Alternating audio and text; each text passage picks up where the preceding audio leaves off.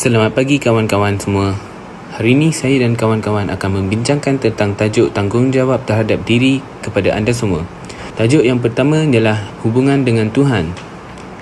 Manusia sebagai ciptaan unik dan hamba Tuhan haruslah memastikan diri sendiri melakukan segala perkara yang diperintahkan oleh Tuhan dan meninggalkan segala perkara yang terlarang.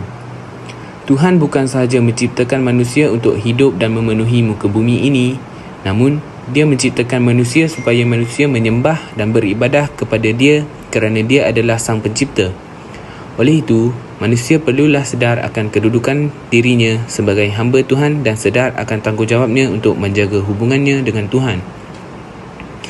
Terdapat beberapa cara yang diamalkan untuk menjaga hubungan dengan Tuhan, iaitu bersyukur. Amalan bersyukur di atas segala nikmat yang diberikan Tuhan kepada manusia. Bersyukur bermaksud rasa terhutang budi dan jasa kepada Tuhan, terima kasih atas anugerah, rezeki, pemberian serta kurniaan Tuhan. Sebagai contoh, manusia menjaga dan memanfaatkan alam semesta ini tanpa melakukan kerosakan di atas bumi ini. Salam sejahtera, saya Tangsakan 18 DDW 21F1001. Hari ini saya akan membincangkan tajuk maruah diri kepada anda semua. Setiap individu mestilah menjaga maruah diri daripada melakukan perkara-perkara yang boleh mencemarkan nama baik dan kehormatan diri. Antara kepentingan menjaga maruah diri ialah seseorang akan dihormati dan dipandang tinggi oleh masyarakat. Imej diri dan keluarga terpelihara daripada unsur-unsur yang tidak baik serta melahirkan masyarakat yang sejahtera dan bersatu padu.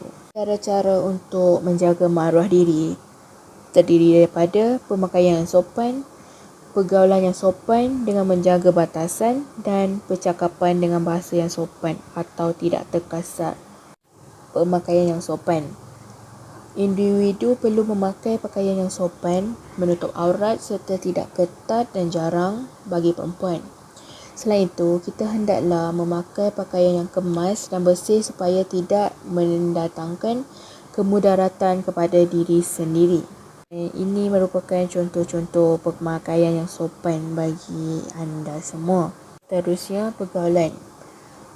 Individu perlulah menjaga batasan pergaulan. Sikap menghormati orang lain amat penting supaya hubungan atau silaturahim dapat dikekalkan.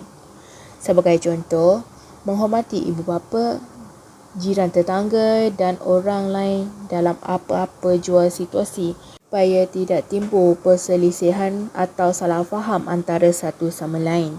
Akhir sekali, percakapan. Individu perlulah bercakap dengan baik dan bersopan santun dalam setiap pertuturan.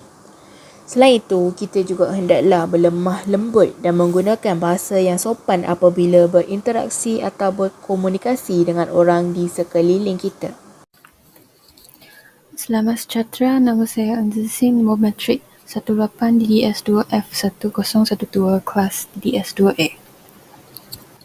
Menjaga kesihatan diri merupakan tanggungjawab setiap individu kerana kesihatan merupakan faktor utama yang menyumbang kepada pelaksanaan sesuatu aktiviti atau tugasan. Terdapat beberapa cara untuk menjaga kesihatan diri iaitu dengan menjaga kebersihan diri, menjaga pemakanan dan mendapatkan rehat dan tidur yang cukup. Sebagai contoh, seseorang itu perlu mandi sekurang-kurangnya 1 kali setiap hari supaya badan sentiasa bersih, segar dan tidak berbau serta mengelak daripada sebarang penyakit berjangkit. Selain itu, makanan yang seimbang juga dapat membantu individu mengekalkan kesihatan tubuh badan. Pengambilan makanan yang seimbang dapat memastikan badan mendapat nutrisi yang mencukupi dan terhindar daripada sebarang penyakit. Akhir sekali, mendapat rehat dan tidur yang cukup dapat mengurangkan tekanan serta memberikan ketenangan kepada tubuh badan dan minda kita. Keprihatinan terhadap masa rehat yang cukup dapat membantu kelancaran proses metabolisme badan. Justru itu, kita dapat menikmati gaya hidup yang sihat sekaligus melaksanakan tanggungjawab terhadap diri sendiri dengan sempurna. Selamat sejahtera kepada semua orang. Nama saya hari ini Mengenada, nombor matrik 18 DDS 21F1042. Saya ingin membuat pembentangan tentang tanggungjawab terhadap diri sendiri, ilmu pengetahuan. Ilmu pengetahuan adalah gabungan berbagai pengetahuan yang disusun secara logis yang bersistem dengan perhitungan sebab dan akibat. Dalam ilmu pengetahuan adalah hasil dalam pengajian terhadap sesuatu perkara. Dalam hal ini, pengetahuan sendiri juga boleh menjadi sasaran kajian dan menghasilkan apa yang dikenali sebagai pengetahuan. Faktor yang mempengaruhi ilmu pengetahuan ini adalah pendidikan. Tingkat pendidikan seseorang akan mempengaruhi penerimaan seseorang terhadap informasi dan juga ilmu pengetahuan baru. Semakin tinggi tingkat pendidikannya, kemungkinan ilmu pengetahuan yang didapat juga semakin luas. Seterusnya, pekerjaan. Lingkungan pekerjaan menjadi seseorang yang pemilik pengalaman dan ilmu pengetahuan baru berkait dengan bidang pekerjaan yang digelutinya. Umur seseorang berkaitan dengan daya serapnya terhadap ilmu. Umur juga berkait dengan pengalaman seseorang berkenaan dengan ilmu yang didapat dan dalam kehidupannya. Minat seseorang terhadap suatu hal akan mendorongnya untuk semakin tekun dan juga untuk mencari ilmu yang berhubung dengan minatnya. Pengalaman membuat semakin banyak dan beragam pengalaman seseorang akan semakin banyak juga ilmu yang didapati dari pengalaman tersebut dan begitu juga sebaliknya. Akhirnya, informasi. Kemudahan untuk memperoleh informasi akan memudahkan seseorang dalam memperoleh pengetahuan yang baru.